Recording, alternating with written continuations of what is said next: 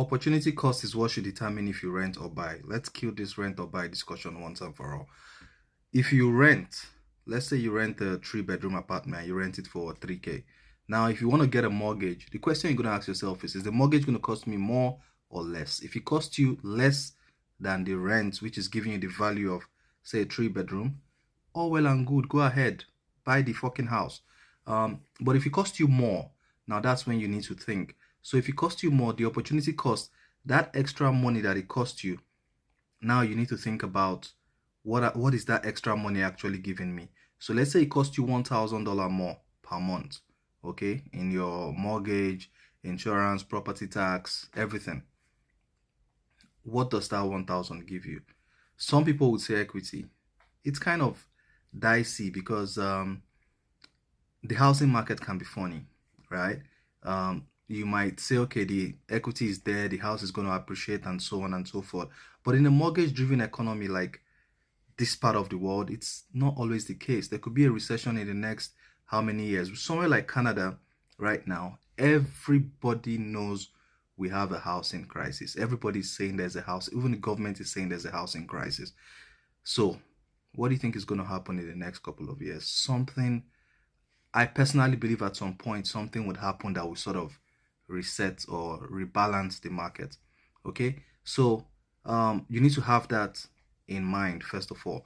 So in terms of building equity, that's not it's not a straightforward approach. Pretty much, that's what I'm trying to say.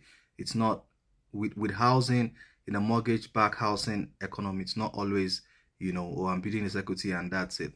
Um, so if you're building equity with that extra cost, that's one way you can look at it.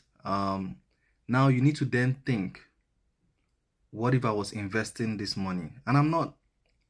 I mean, I'm learning to invest. Um, so it's really kind of dicey, right?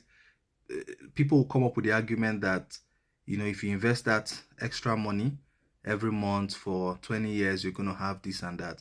People look back.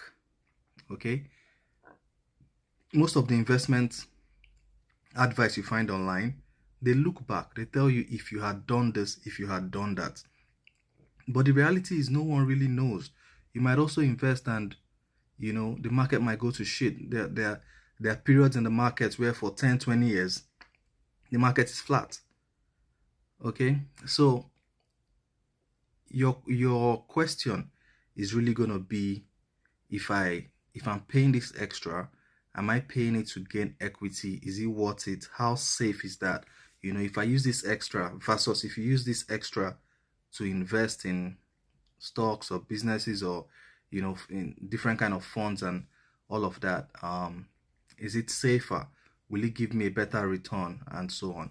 So that's pretty much what the decision is about, and that's why I think the best thing really is to try and find a steal deal, the kind of deal where you get a house that your mortgage and all of that kind of comes around the same price as you would have been paying for rent for that kind of property, and you still find some houses like this in the UK. You find in the US as well, but Canada right now is just kind of messed up.